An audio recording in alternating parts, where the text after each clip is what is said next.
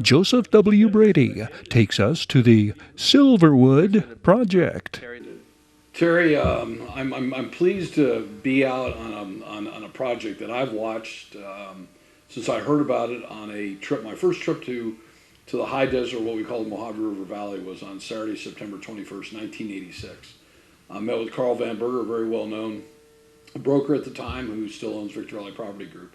And he gave us a brief tour of the region, and when we got down to Hesperia, Hesperia wasn't incorporated at the time, and he took us down and he pointed out, he said there's a group of investors, Balcor was one of them, but the name that really I've never forgotten was a company called American Express, were investors in this project called Las Flores. Ultimately, prior to that, one of my close friends, Mark Eagleton, who has since passed, and we had done a lot of transactions down in the Summit Valley area, was one of the prior owners, and he went bankrupt.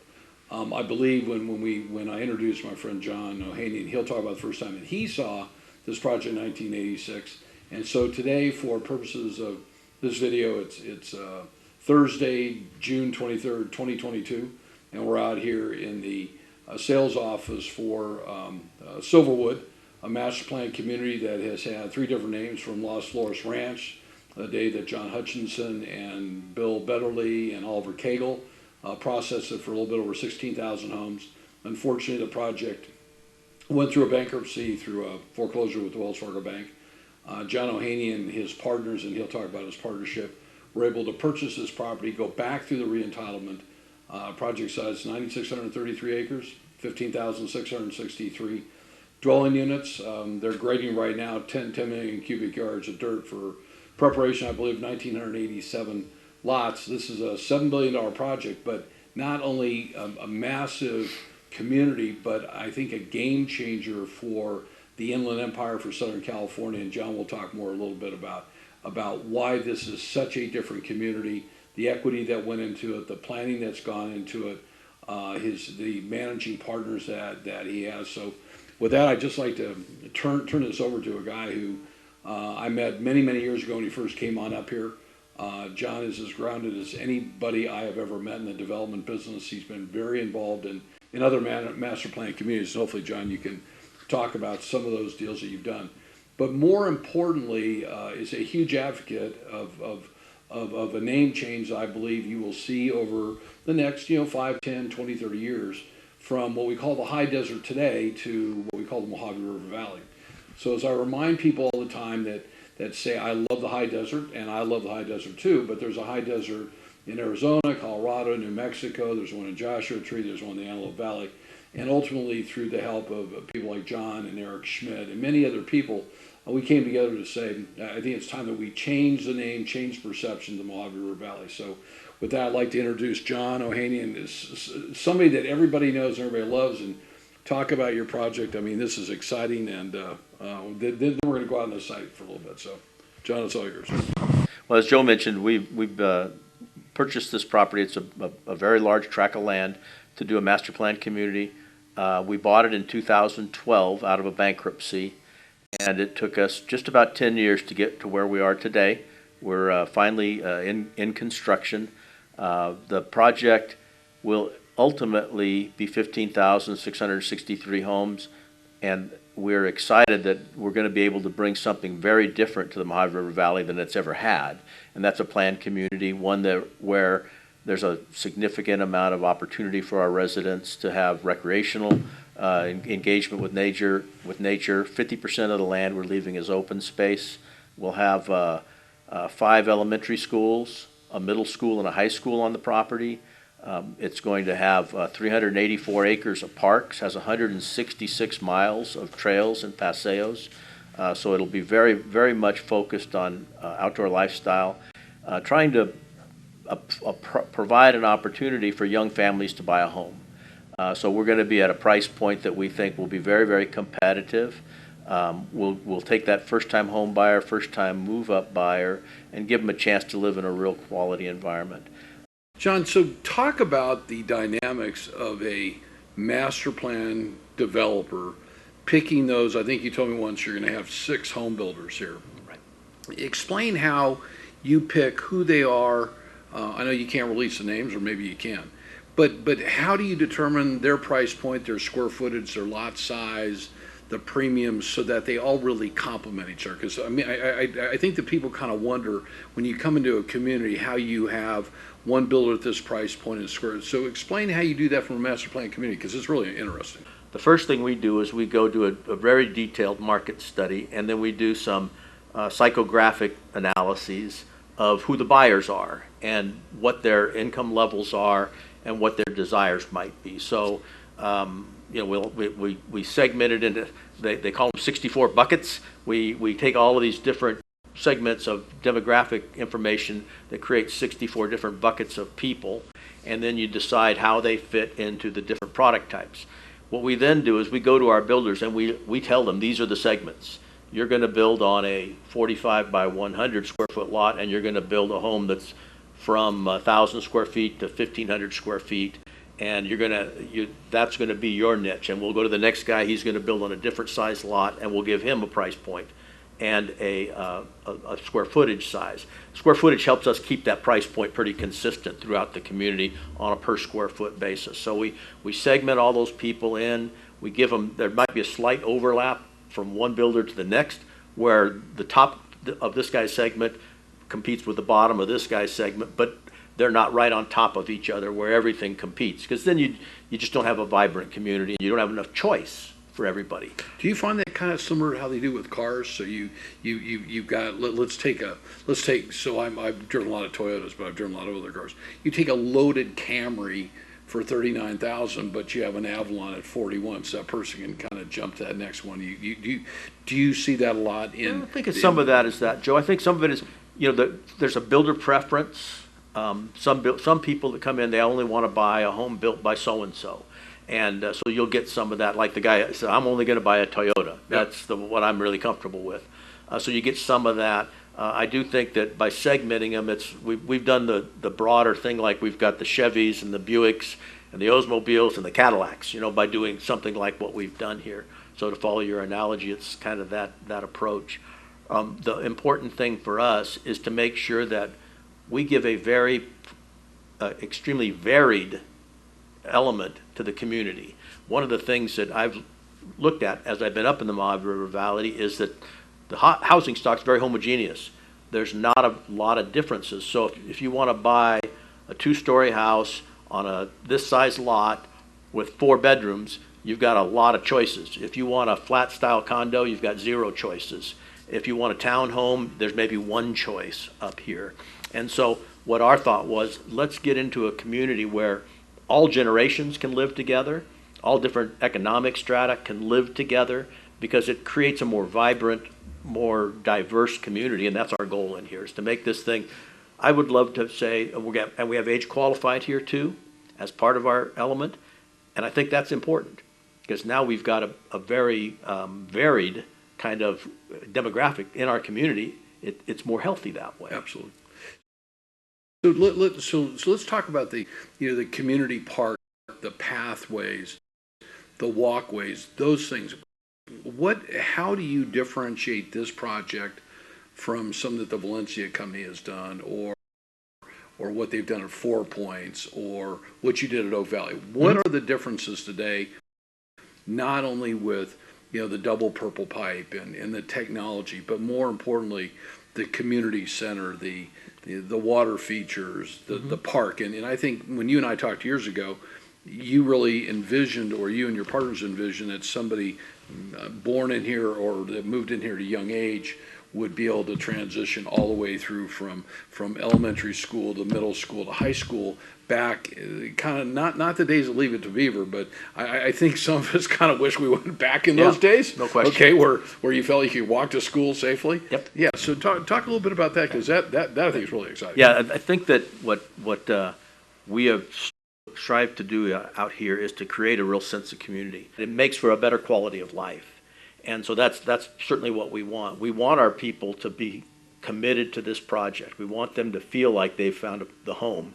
And like you said, the first guy buys his first home, but when he moves up, he's going to want to make sure that he lives in Silverwood.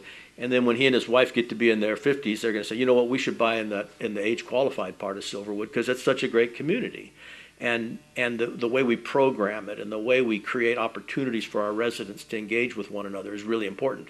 That's one of the things that DMB does a wonderful job of, is that community engagement and creating programming that's exciting for everybody, and they want to go to the weekend festivals, or they want to come to the art show, or they want to go to the other things that they program that would occur throughout the year. Pacific Crest Trail, we will have Crest Fest. It's a big project, a big event we want to have every April, where we celebrate the Pacific Crest Trail, which runs through this property, where we have a big event for all the kids that are hiking the trail.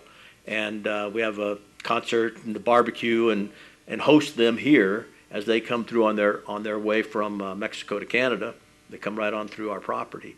We want it to be an event like that. And Christmas and 4th of July and those kinds of events, we create opportunities for people to get together and enjoy that. So talk about the town center, because the town center is really important for things like this. Absolutely important. You want to make this a place where you come home on the weekends and you put your car in the garage and you don't have to pull it out again. You get on your bike and you ride through the community. You need to go to the grocery store, you all walk down to the grocery store. So there's a town center in the very center of the project. There'll be a separate town center in the southern edge of the project as well, where you'll have grocery anchored retail, where you have your home centers, where you'll have medical, all the services that you need. That'll all be right here within the community. And so you really could get on one of the paths or paseos, and you could end up never having to get in your car on the weekends. That's our goal. You talked about in the beginning about some of the things we're doing to create an environmentally sensitive project. Part of that, outdoor engagement is part of that, right? So getting people out, getting a healthy lifestyle, getting people hiking, doing things, those were all vision items as we started looking at our brand principles and what we wanted to be when we grow up. Those were really pillars of how we designed this community. Question, John, I always get asked, what day does the grocery store come in, and how many dwelling units is it going to take, not only to do that, and maybe you could also address, I believe you have a Parkway that you're going to be building from roughly where we are up here on I and Ranchero, all the way through the project down to 173 and 138, which gives people really 3 different ways to get here. So what I tell others is, as you come up Interstate 15, if you live, Terry, or work in Ranch Cucamonga, Ontario, you could very easily be here in about 22 to 23 minutes.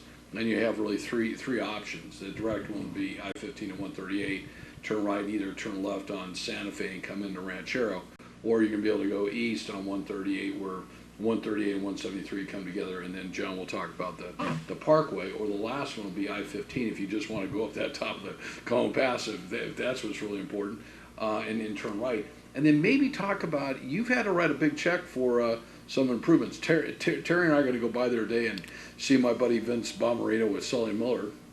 Talk about that improvement. I mean, that's a big check. So. Yeah, it's a whole bunch of questions there, Joe, so I'll see if I can't remember all of them. The first one was you asked about grocery, and typically a grocery anchored retail wants about 4,000 rooftops to be able to be successful. So we think that there's enough underserved existing demand out here that as our first phase of the project, roughly 2,000 units go in, we'll be able to do a grocery anchored retail. So we're excited about that. We've had conversations with some of the grocery operators who also want to be out here, and we think we can do that pretty early in the project. We are going to build a connection from our I Avenue extension, which becomes Silverwood Trail, all the way down to that intersection of 173, 138. Our goal is to have that finished by 2025. Our goal was to have it done by 2024, but the permitting process through all the agencies is a little more complicated, as we've learned over the last couple of years. So we added another year to that permitting process to get that finished, because it does go through some sensitive habitat down at the bottom of the community. So that's an important thing that we're going to do. You talked about Ranchero Road widening. And we did participate in that. That was that $12 That's a $12 million check to the city to help them finish this widening of Ranchero. So Ranchero will be a 4-lane road all the way from Interstate 15 to our project entrance. We'll be taking the piece from Danbury to the project entrance we'll be doing. Yourself. Yeah, so that'll be an additional roughly $7 million that we will contribute to that improvement work. The city is also, this project will generate over $160 million of just direct traffic impact improvements. So our fees for traffic impacts are in excess of $160 million, and the city can use that to do anything they want within the city. They've identified specific things they want to do. Obviously, the Ranchero Road widening was one of those. Some widening on 138 is one of the things that everybody would like to see done. Widening on I Avenue, putting in some sidewalks, curb and gutter, some of the things that are missing. And in the Mojave River Valley, you know, there are not a lot of places where you've got broader parkways and you've got sidewalks and curb and gutter.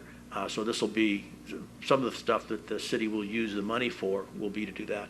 The other thing we're working with the city on is the creation of a major wastewater treatment facility so that they can take a lot of the homes that are on septic in Hesperia and they can convert them to sewer. That's a really viable project. I think it's important for the quality of the groundwater. The more septic you've got, the more opportunity you've got for nitrate infiltration into the groundwater. And this new treatment facility that we'll be participating with the city in and paying for roughly half the cost of it for the part that we use, and then they will be expanding it so that they can do the sewer to septic to sewer conversion. Big deal. But that wastewater treatment plant will also generate treated non-potable water coming out the other end of the treatment system, and we'll use that for all our irrigation needs on this property. So everything that is in public parkways, parks, schools, and the front yard landscaping on every house will be irrigated with non-potable water, which will really enhance the available water supply in the basin. What we'll do here is we'll dual meter every home. So you'll have a purple pipe meter and you'll have a blue pipe meter. And the blue pipe is the potable water that's going into your home and what you use there. The purple pipe will be that which goes into your irrigation. And it will irrigate your front yards, your backyards, parkways, medians, all that stuff. That'll all be irrigated with non-potable water. It's stunning. We did a project in Calamasa. The houses there use 25% of the total water that a house that's not dual plumbed uses. So you're getting 4 houses of water for every 1 house of water that you used to get. Now that's a combination of 2 things. Extremely efficient plumbing. Every year, the building industry gets better at building houses that utilize water efficiently. So that's a wonderful thing that has been going on over the last 10 years. The other is that the bulk of your water usage is outdoors. If you look at a regular customer of the water agencies, you'll find that 70% of their water goes to landscaping or of hose bibs out there watering pots or whatever it might be. It's a big, big difference. And so we've been very pleased to watch the statistics on the project we've done previously to see how efficient it is and what a better user of water it is. The timetable for the construction of homes? We'll have builders out here starting their model homes probably toward the end of 2023, so it'll be the second quarter or third quarter of 2023. We'll start models and production. The hope is to have the grand opening the end of the first quarter of 2024. And in that release, we'll release the first roughly 600 homes. And then we would expect to develop about 500 to 700 homes a year for the next 15 to 17 years. So it'll be a long-range project. I always make the comment that when you look at me and you see the white hair, you know that I'm not going to finish it. But I do have a 7-year-old grandson who I'm hoping will be the one that actually finishes this project for us. So, How much dirt is being moved in the meantime? there's going to, Terry, there is a lot of dirt getting moved. We're moving about 40,000 yards a day. We will ultimately move for phase 1 just a little over 10 million yards of dirt. Over the project as a whole, we'll probably move close to 60 million yards of dirt. So it's a big undertaking, and most of that is to create the pads so that you can build houses and also to kind of create terracing and create view opportunities for our residents in the future. So we're going to be cranking through that over the next 18 months. And Joe mentioned that I looked at this property. I did look at it in 1986. I was working for a large land development company and came out and saw the property and really loved it and would have loved to have bought it. But the guy who owned it just was very emotionally attached to it. And I went back to my partners and I said, fellas, we're not going to be able to buy that piece. The guy's just too emotional. And their theory was, well, then get on the Interstate 10 and drive the same distance it took you to get to the property, drive east on 10 and see what we can buy. And we bought 6,000 acres called Oak Valley and built 16,000 homes and 3 golf courses and finished that project. And this one still languished. And we always had our eye on it. And when it went into bankruptcy, we started in 2010 trying to get it and fighting the issues with bankruptcy. And by 2012, we'd gotten into a position where we could buy it. Our partners are tremendous asset to the community. DMB Development is the development management partner. They are one of the premier development companies in the country, building a lot of projects all over, even internationally. And we're thrilled to have them as part of the management team. We have a group of individuals we've raised equity with to build the community, so there's no debt on it. And that group is led by a gentleman named Ray Werda, who was the chairman, just retired chairman of CBRE, was president of the Irvine Company for 10 years, and is just a tremendous individual. And then my original partners, who've been my partners on other projects, the Schlegel family out of Dallas, who actually did all the acquisition of the project and all the entitlement effort. They are also partners in this project, and just tremendous folks, great people, and a real wonderful family office that we've had great business relationships with. We hope you'll join us on our next report as we chart the development of the Silverwood Master Plan Community Project. Thank you for watching. To dig into the ground. Well, those things cost.